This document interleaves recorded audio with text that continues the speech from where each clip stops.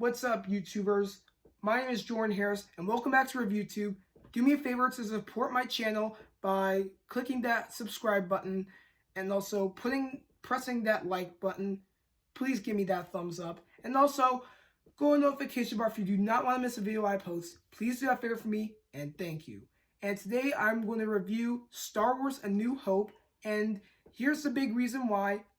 I'm a big Star Wars fan, and I am going to celebrate my love for Star Wars by doing some Star Wars reviews with you guys. And I'm sure all of you are Star Wars fans as much as I am, because I adore the characters, I adore the plot, I adore everything that has to do with the character's background, or, well, anything. I don't want to explain anything else because this film, Star Wars A New Hope, it does bring a lot of introduction to these characters, and you get to know them better later on in the film. And I mean, at first, they may go too fast, and you might say this character's not that interesting, but when you see them in the next two films, you just say, this character's pretty interesting, and I should say, yeah, this is my character that I feel like is possible to be like, or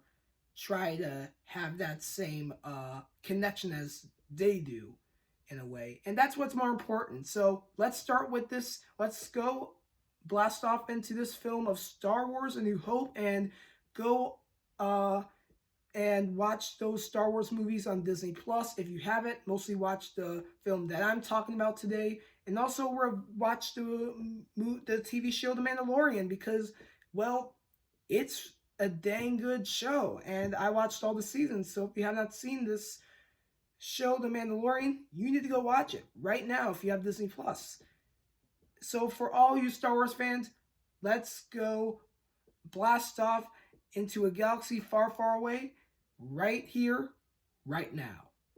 And now, first off, let's do the movie plot. What is this movie about? The movie's about a farm boy named Luke Skywalker who lives with his aunt and uncle in a planet called Tatooine, where he meets up with two droids named R2-D2 and C-3PO, who escaped from an Empire ship ruled by Darth Vader and his stormtroopers. We meet an old man named Obi-Wan Kenobi, and he teams up with Luke to find a princess named Leia. Now, here's one thing that's pretty interesting. One thing that's interesting to me is, I have to say it was the setup of Star Wars. Their setup of Star Wars almost sounded like they were trying to make a Star Trek episode or something.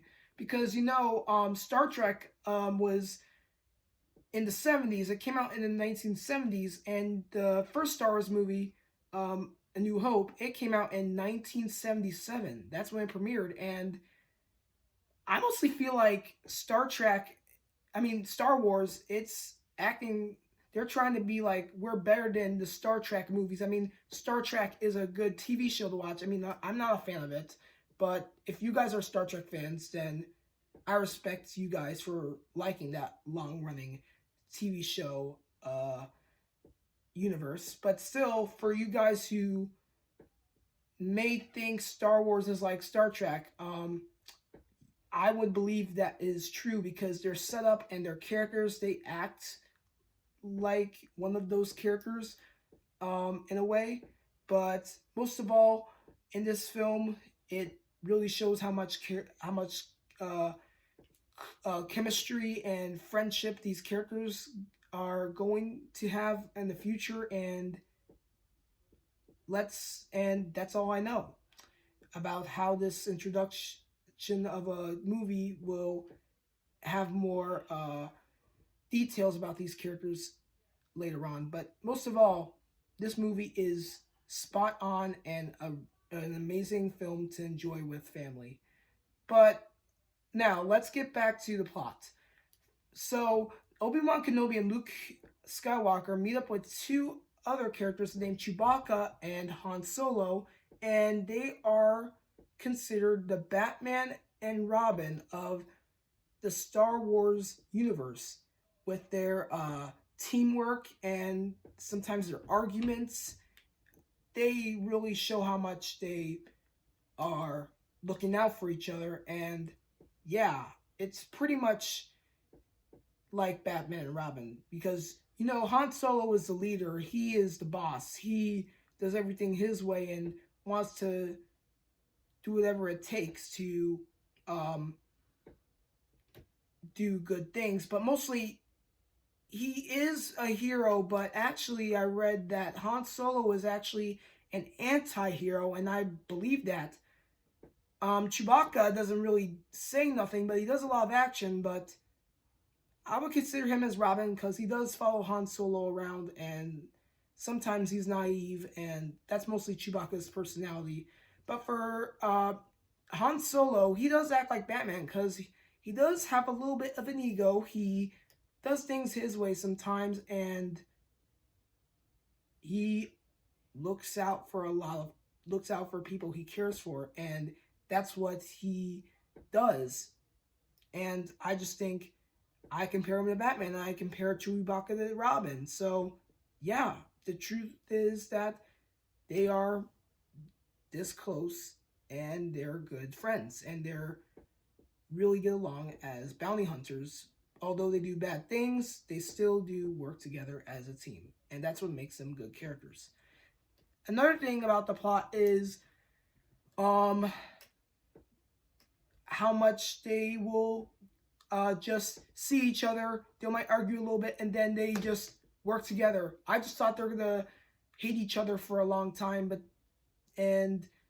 next time, maybe during another movie, they'll be good friends. But in this movie, I just saw them arguing a little bit, and then they just started working together, and it just amazed me because for a movie franchise, maybe from like Marvel, like the first Avengers movie, the characters were arguing a little bit and seeing who's better and seeing who's not that good at anything.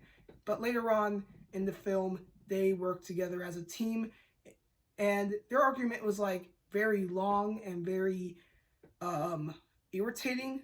I mean, I liked the movie, but still it was pretty irritating to see them going through a lot of those past elements that they've been dealing with before they became a team. And yeah, that's mostly compared to these characters, like mostly for Luke Skywalker, Leia, and Han Solo. They first started arguing a little bit, but then right away when they were out to escape the Empire ship, they became good teammates. And for the Avengers, of course, it's like really late in the movie, like almost at the end of the movie, they start working together. But right away, they just work together. I mean, not like really at the end of the movie, but like this end of the movie where they just work together. And I just think it surprised me because mostly in an argument, you just have a long argument and you just get mad at this person for like a long time. But then later on, you just forgive this person. You later on forgive this person maybe like a few days or weeks or whatever. But they just got their acts together, and they just stuck that friendship together, and it made it really well for them to be a trio and have some good chemistry, and that's what makes it pretty interesting too. So I just think it surprised me as well.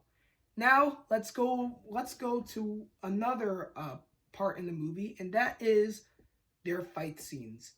Now, there's a lot of amazing fight scenes in Star Wars, mostly for its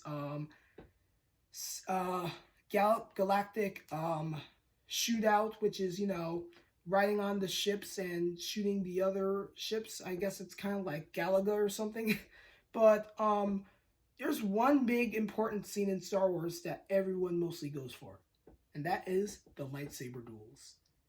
But for this lightsaber duel, it wasn't that pretty intense because they were just talking and just doing all that, and it just didn't really feel like they had so much anger and power and trying to see who's the strongest Jedi, because you're just seeing Master Obi-Wan Kenobi and Darth Vader just clashing against each other, and you hear Obi-Wan Kenobi, "I trained you well," and Darth Vader's like, "I have all this power."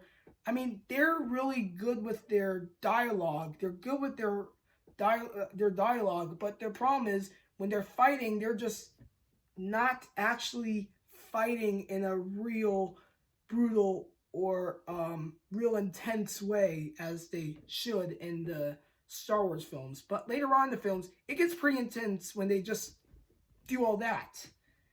But in this one, the lights, like, I don't really care. It feels like I'm at Six Flags or something, and I'm just waving this neon light up glow stick, and I'm just excited for the fireworks.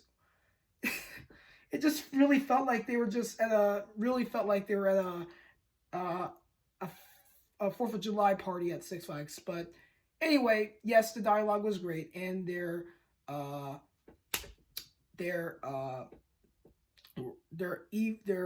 enemy relationship really works well. And for Obi-Wan Kenobi, he surrenders and sacrifices himself. Luke gets upset and is surprised that Obi-Wan Kenobi is gone. But that doesn't stop them from stopping Darth Vader for getting the plans to the Death Star. Luke Skywalker, Leia, and Luke have another chance to defeat Darth Vader, and that is using the Rebel pilot jets. And Luke Skywalker volunteered to use one of the jets and stop Darth Vader. It was hard because Darth Vader and his stormtroopers took out a lot of those Rebel pilots. But for Luke Skywalker, in his mind, a little voice said, "Use the Force." He used that Force by shooting into a small, tiny hole inside the Death Star, and that made it blow up, and that ruined Darth Vader's plan. At the end of the movie, we see a big celebration for the heroes: Leia, Luke, and Han, Chewbacca, and along with C-3PO and R2-D2.